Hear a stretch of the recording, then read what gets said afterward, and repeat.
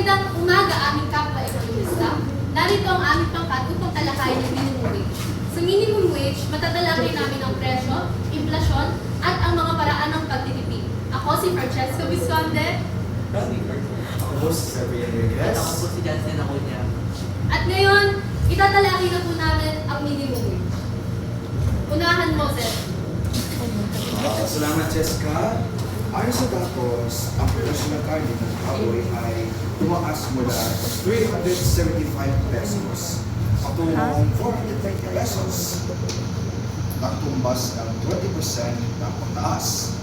Samantala, ang karne ng manok naman ay nagmula sa 180 pesos patungong 220 pesos na napakita ng 22% ng pagtaas.